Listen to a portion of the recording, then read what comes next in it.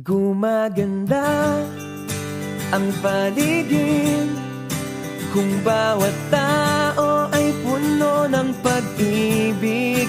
Napapawi ang bighati, masilayan lang ang iyong ngiti. Okay gandang isipin ang isang mundong puno ng pag-ibig.